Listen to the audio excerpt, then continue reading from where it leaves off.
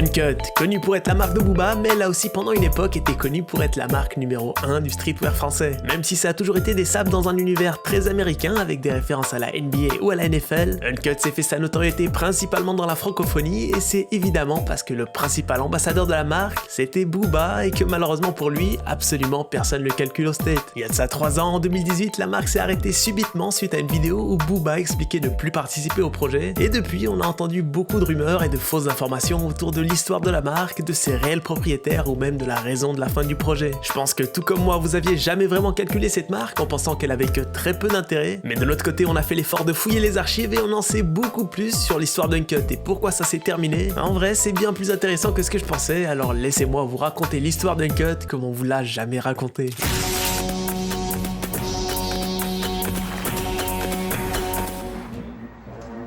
Salut la famille, c'est votre gars Tonton Marcel. Hey. Nouvelle vidéo, nouveau sujet improbable et on va encore retourner dans le passé, mais cette fois on va retourner un peu plus de 15 ans en arrière. On est en 2004, t'étais probablement en train de taper un foot avec ce ballon, mais du côté de Booba, il venait tout juste de sortir son deuxième album solo, qui s'était quand même plutôt bien vendu puisqu'il a fini disque d'or et on est encore en 2004, donc on parle principalement de vente physique, donc de beaucoup d'argent. Il a très vite capté qu'il ferait mieux de placer ses sous et investir dans de nouveaux business, et parmi tous ces business, il lance la marque dont on va parler aujourd'hui, Uncut. Pour lancer le projet, il s'est associé de personnes dont on sait pas grand chose, un styliste américain du nom de Murad Vigen et d'un certain Renaud Denis qui sera gérant de la société et surtout actionnaire majoritaire de l'entreprise Uncut SARL avec 90% des actions laissant 10% à Booba. Le rôle de Booba, ça sera principalement d'être ambassadeur de la marque, valider et aider à créer la direction artistique pour les sapes, mais son application restera très minime sur le projet et en vrai, il était surtout là pour toucher un billet en mettant la marque en avant. On le verra très vite arborer fièrement ses t-shirts ou ses casquettes Uncut, que ce soit dans la vie de tous les jours, devant la presse ou dans ses clips de rap. Au tout début de la marque, Uncut c'était principalement des casquettes ou des t-shirts à gros logos ultra simples avec quelques motifs, mais au fil des années, ils se sont aussi amusés à mimer les codes et les designs du monde du sport américain ou du luxe. Par exemple, on avait cette casquette inspirée du logo Bentley, ce t-shirt inspiré d'un parfum Chanel, ces pièces qui vous rappelleront forcément Versace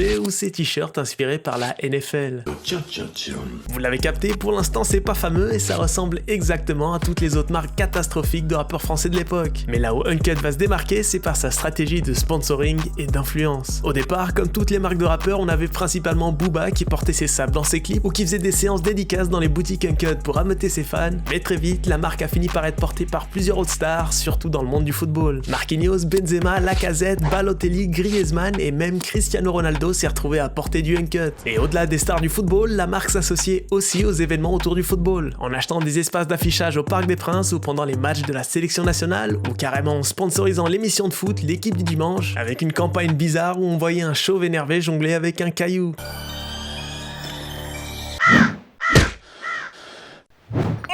Mais l'univers d'Uncut, c'est pas que le sport, on a aussi eu le droit à plusieurs collaborations entre Uncut et d'autres gros morceaux dans plein de secteurs différents. Ils ont pu payer des licences à DC Comics pour sortir des t-shirts ou des casquettes avec les logos Batman ou Superman. Ils ont aussi collaboré avec Yamaha sur une Yamaha R1. Bon, en vrai, ils ont juste collé des stickers Uncut sur la moto, mais c'était bien une vraie collab et tu pouvais choper ta moto Uncut pour 23 000 €. Mais la collab la plus étonnante, c'était quand même en 2009 quand la marque Uncut a fait son apparition sur le jeu Saints Row 2 avec un DLC qui te permettait de débloquer des vêtements Uncut et de saper ton personnage avec des vraies pièces de la marque. C'était de loin une des meilleures collabs qu'ils ont pu faire, les univers matchaient totalement. Pour ceux qui ne savent pas, Saints Row 2 c'était un peu le GTA 4 de Wish et le concept du jeu allait parfaitement avec le délire de gangster américain de la marque Uncut. Massacre qui tu veux, enfin c'est la foire quoi. Il y avait une vraie stratégie marketing autour de la marque, après on va pas non plus faire les suceurs, c'était pas non plus stratosphérique, mais c'était encore du jamais vu pour une marque de rappeurs. À l'époque, ils se contentaient d'utiliser leur notoriété pour vendre des produits. S'ils sont pas limités à ça, la raison principale c'est parce que l'objectif d'Uncut, ça a jamais vraiment été d'être le simple merch de ton rappeur préféré, mais une vraie marque qui avait pour objectif de grandir et de se dissocier de Booba à l'avenir. On n'était pas sur les sapes de Jul qui revend du merch à son image ou au nom de son label d'or et de platine, mais c'était vraiment un projet bien plus ambitieux qui a pris une dizaine d'années à se construire, passant d'un chiffre d'affaires de 2 millions d'euros à ses tout débuts jusqu'à monter à quasiment 15 millions d'euros en 2014. La marque a énormément évolué au fil du temps et elle est même montée en gamme en passant du t-shirt du marché de Clignancourt à 20 balles au t-shirt entre 40 à 50 € distribué dans plus de 400 magasins et sites e-commerce dans toute l'Europe en 2014. Et c'est d'ailleurs à partir de 2014 qu'on a vu l'évolution la plus importante pour la marque. On parle pas de marketing ni de réseau de distribution mais de l'évolution du design des produits Uncut. La marque commençait à définir son identité visuelle et créer des produits de plus en en plus poussé, et même si ça a plutôt mal vieilli dans la plupart des cas, c'était aussi dans d'autres cas et ça a plutôt réussi pour l'époque, et même certains seraient encore portables aujourd'hui. Bon, il y a évidemment eu beaucoup de produits honteux comme ce genre de t-shirt, mais t'avais vraiment certaines pièces qui se défendaient pas trop mal. Enfin, je vais quand même me justifier, mais je dis pas ça dans le sens où c'était des belles pièces que je valide et que je pourrais porter, mais plutôt dans le sens où ils ont réussi à créer un univers cohérent autour de pièces assez originales et bien travaillées. Par exemple, on avait ce genre de t-shirt imprimé ou ce genre de polo qui est totalement portable encore aujourd'hui en vrai. Mais ce qu'on voyait surtout sur la nouvelle identité visuelle d'Uncut, c'était pas mal de délires inspirés de l'univers MotoGP, voire carrément du film Tron avec des motifs qui faisaient assez futuristes et sportifs. Et honnêtement, je pense que ça avait le mérite d'exister quand tu vois qu'aujourd'hui des marques comme Misbehave sont plus ou moins dans le même créneau sur plusieurs de leurs pièces. Enfin bref, même si c'est autour de 2018 que Uncut commençait à devenir sérieux d'un point de vue design, c'est aussi à cette période que la marque s'est arrêtée suite à la désolidarisation de Booba envers Uncut. Si on se base sur les médias et sur les posts Insta de Booba de l'époque, c'était principalement à cause d'un désaccord entre Booba et les frères Abitbull, les nouveaux gérants d'Uncut avec qui Booba collaborait depuis 2010 à travers la société Easy Trading, où cette fois il détenait 49% de l'entreprise. En réalité, il l'a dit lui-même en interview, si ça s'est arrêté, c'est surtout parce qu'Uncut avait atteint ses limites. Enfin, lui il l'a dit comme ça, mais nous on a les documents et les stats de l'entreprise, et en vrai,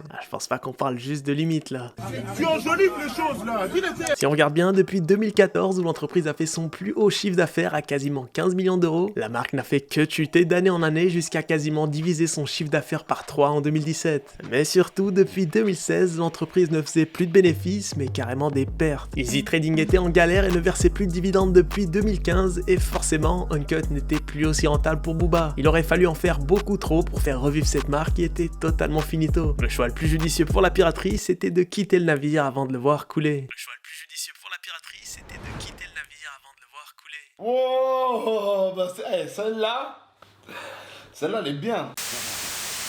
Les raisons principales de ce flop, c'était peut-être la mauvaise gestion des frères Abitbull, c'était probablement aussi que la marque n'a jamais su se dissocier de Booba comme prévu, et par effet domino, la baisse de popularité de Booba qui commençait à se faire éclipser par les nouveaux rappeurs mainstream comme Niska ou Nino, ça a aussi eu un impact sur la popularité de la marque. C'était peut-être également tout simplement le fait qu'une fois que la marque est devenue plus mainstream, pour beaucoup, Uncut était perçu comme une marque de cassos. Je pense qu'encore aujourd'hui, pour beaucoup de gens, le profil type du mec qui portait du Uncut, c'était lui. Jordan, il a 20 ans, originaire de la région parisienne. Il est en couple avec Ilona, 14 ans. Le pire, c'est que sur sa vidéo, il portait une casquette Uncut, et même si on a vu que certaines pièces de la marque pouvaient se démarquer, l'écrasante majorité des produits Uncut, c'était malheureusement ce genre de sap qui donnait une dégaine vraiment honteuse. Est-ce qu'on peut qualifier la marque de Booba comme un flop ?